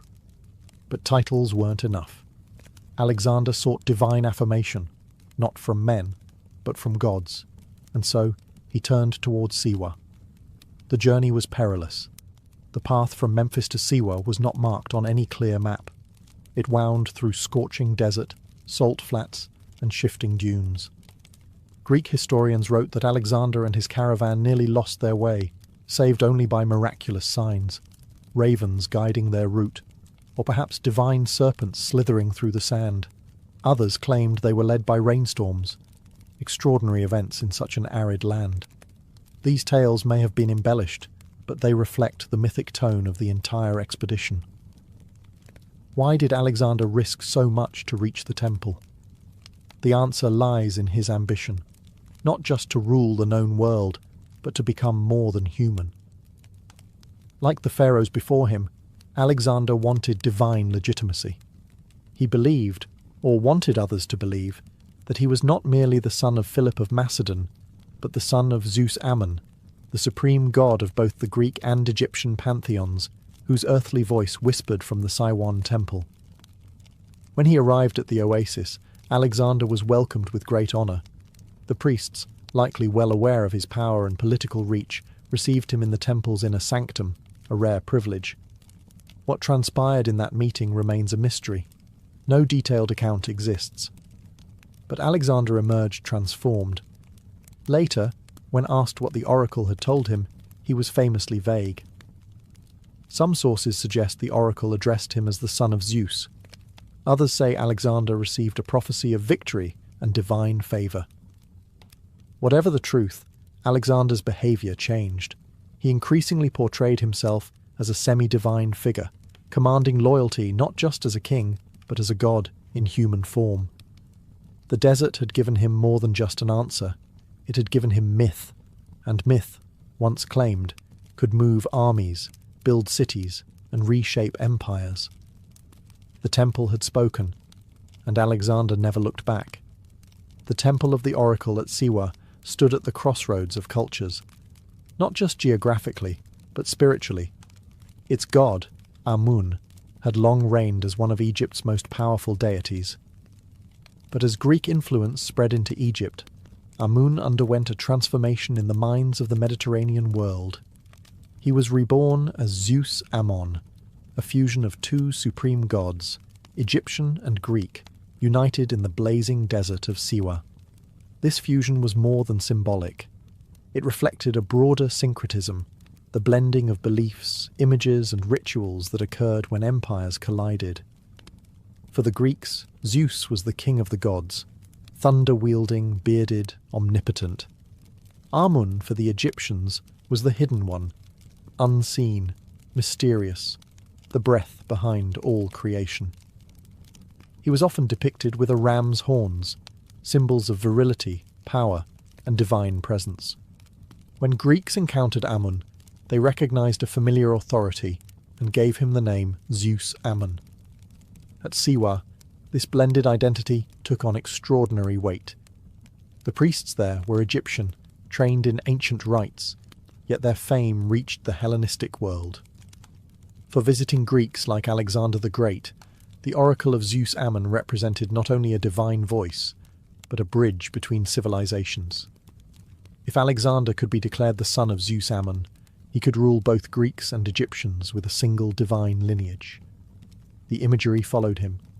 Coins minted during his reign began to show Alexander adorned with ram's horns, a direct reference to Zeus Ammon and his divine paternity. This wasn't a stylistic flourish, it was a political message. Alexander wasn't just endorsed by the gods, he was of the gods. This claim helped unify a vast empire where religion was as much a tool of rule as sword or law. Zeus Ammon's cult spread beyond Siwa. Temples were built or rebranded in his name across North Africa, Greece, and even parts of Asia. Pilgrims continued to make the trek to Siwa, drawn by the mystique of a god who was both familiar and foreign, both Greek and Egyptian. The temple had become more than a shrine. It was a cosmic junction, where empires, gods, and destinies met. In the echo of its oracle, one could hear the voice not of a single culture, but of a world in transformation. And in that transformation, Zeus Ammon reigned supreme. Unlike the towering pylons of Luxor or the sprawling avenues of Karnak, the temple of the oracle at Siwa was modest in scale, but monumental in meaning. Built into the limestone cliffs of the Akurmi Hill, the structure blended seamlessly into its desert surroundings, almost as if it had emerged from the rock itself. But this wasn't a flaw of grandeur, it was a choice. The temple's power came not from its size, but from its secrecy. Approaching the temple, pilgrims would pass through winding pathways and narrow gates, ascending toward a sanctuary carved into the hill. The complex included a forecourt, a small hall, and finally the Holy of Holies, the inner chamber where the oracle's voice was said to reside. This final space was off-limits to all but the high priest and select individuals, like Alexander. Its simplicity concealed its sanctity. There were no grand statues or golden shrines, only silence and the unseen presence of a god. The temple's design served a purpose, to disorient and humble. The tight corridors and sharp angles forced visitors to slow down, to lower their heads, to move with caution and reverence. In the desert, where vastness and exposure ruled, the temple offered enclosure and stillness. Light barely entered the sanctuary. Incense would have hung heavy in the air. Echoes turned whispers into something otherworldly. Scholars believe the temple may have had roof openings or vents to carry the priest's voice into adjoining rooms, heightening the drama of the oracle's declarations. From the shadows, a god would speak, and listeners would feel awe not because of what they saw, but what they heard. The architecture wasn't just functional, it was ritualistic theatre. Surrounding the temple were other structures, priests' quarters, ritual pools, and sacred gardens fed by natural springs. Even in this arid land, Siwa was blessed with water, adding to the belief that the oasis itself was touched by divine hands. From this sacred hill, one could see the dunes stretching endlessly, a reminder of the temple's isolation and importance. This was not a place for crowds. It was a place for pilgrims, prophets, and kings. A space designed not to impress the eyes, but to stir the soul. And in that still, cloistered chamber, the future could be whispered from stone. As centuries passed and empires shifted, the temple of the oracle at Siwa began to fade, not in legend, but in voice. The divine breath that once stirred the desert winds grew still. By the time the Roman Empire took root in Egypt, the oracle's prominence had begun to wane. What had once been a cosmic crossroads between gods and kings was now a relic of a fading world. There was no single moment when the oracle fell silent. It was a slow unravelling. After Alexander's death in 323 BCE, His generals fought bitterly over his empire, and the political unity that had given the temple prestige dissolved. Though Zeus Ammon continued to be venerated in name, the pilgrimage to Siwa no longer held the same magnetic pull. Power shifted back to the Nile Valley and to cities like Alexandria, where philosophy and science began to replace oracular faith. The rise of Rome brought new gods, new laws, and new priorities. Roman emperors paid lip service to Egyptian cults, but the centralized bureaucratic religion of the empire left little room for the shadowy ambiguity of oracles. Shrines like Siwa's were increasingly seen as quaint remnants of a mythic past, respected but no longer consulted for matters of state. Then came Christianity. As it spread across Egypt in the early centuries CE, it cast a harsh light on the old pagan ways. By the 4th century, under the Christianized Roman Empire, temples to the ancient gods were being shut down or repurposed. Oracles were denounced as demonic or deceitful. And in this sweeping religious upheaval, the voice of Amun at Siwa, already a whisper, was extinguished. The temple itself fell into disrepair, its stones weathered by time and sandstorms. Priests vanished, rituals ended. The god who once spoke to Alexander and guided kings now stood mute, buried under the sands of history. Travellers still visited, curious about its legacy, but found only silence and ruins. And yet the story didn't vanish. Siwa became legend, a place spoken of in hushed tones by scholars and dreamers. The temple may have lost its oracle, but it had gained something else. Mystery. In silence, the temple became immortal, not in prophecy, but in memory, not in sound, but in stone. For centuries, the temple of the oracle at Siwa lay hidden from the wider world, buried not under rubble, but under forgetfulness. The oasis remained inhabited, its people living in quiet continuity, but the once sacred temple was no longer a place of pilgrimage. Its walls weathered under relentless desert winds. Its legends, though still told among locals, had faded from global memory.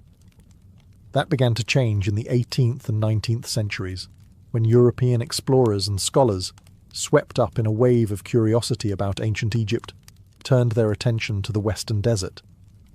Siwa was difficult to reach, its isolation protected by harsh terrain and wary tribes. But in 1792, the first documented European, an Englishman named William George Brown, braved the journey.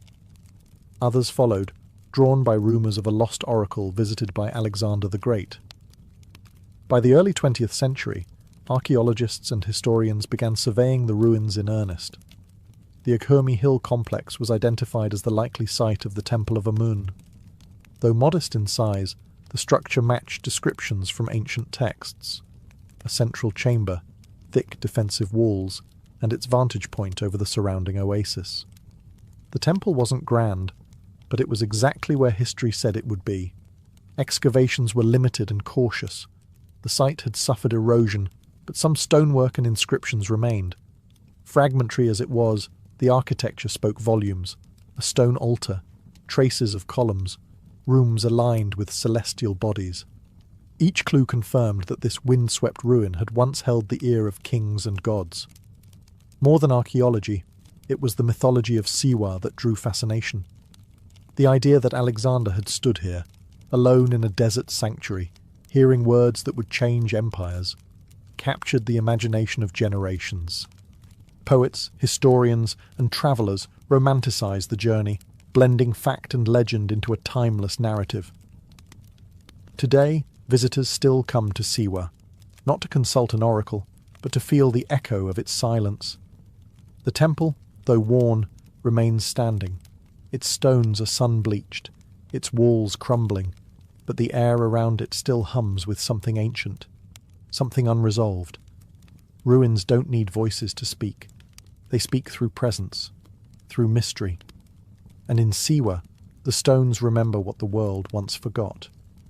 Though the temple no longer speaks with the voice of gods, the oasis of Siwa still breathes with life, culture, and memory. Far from being a forgotten outpost, Siwa remains a vibrant, living community, its people guardians of a heritage that stretches back millennia. The oracle may be silent, but the traditions it once inspired still ripple through the town's language, rituals, and rhythms. Siwans speak a distinct Berber dialect, known as Siwi, unique in Egypt and a testament to the oasis's ancient roots.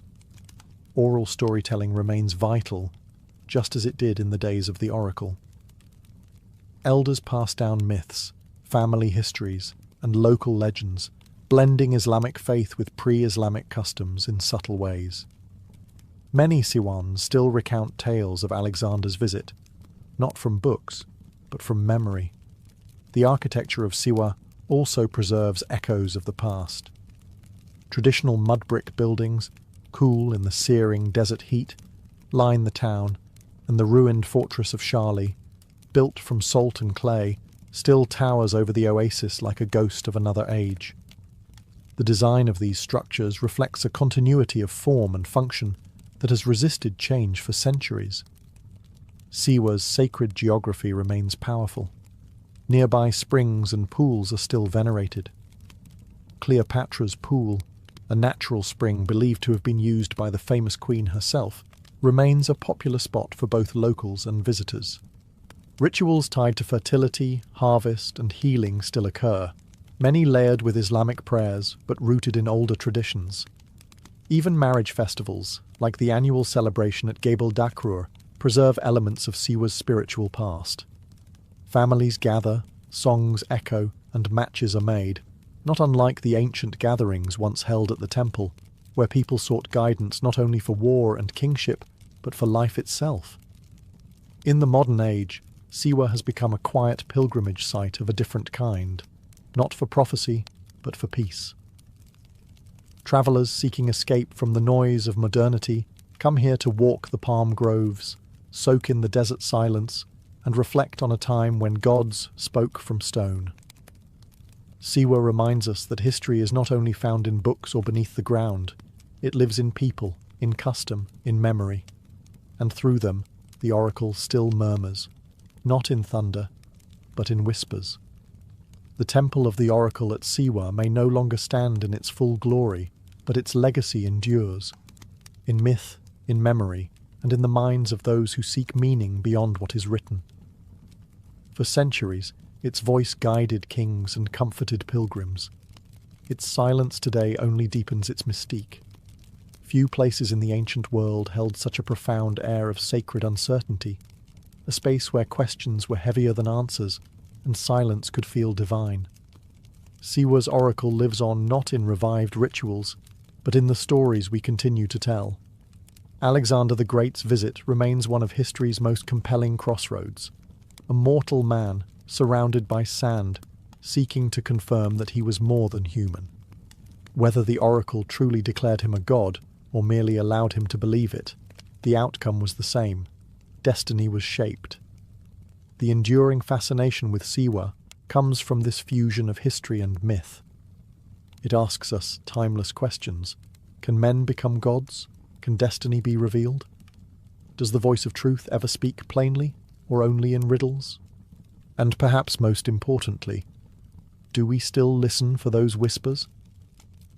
Modern seekers visit the ruins not with questions of empire or conquest, but for clarity, for stillness, for presence. The desert remains vast and unmoved, the temple crumbling but magnetic. The same sun that scorched Alexander's caravan now warms curious travellers. The same silence that once surrounded the Holy of Holies still envelops the broken walls. Siwa invites reflection, not because it gives answers, but because it has always honoured the asking. The oracle, like all ancient voices, was never about fortune-telling. It was about direction, affirmation, possibility. The journey across the sands was never just a physical trial. It was a ritual of transformation. You didn't just arrive at the temple. You became someone else along the way. Today, as we face our own deserts of meaning, identity, and purpose, perhaps the oracle still has something to offer. Not a booming voice from the past, but a quiet suggestion in the mind. Who are you, really? And what are you becoming? The temple is dust. The voice is gone. But the question remains, And that, perhaps, was always the true prophecy.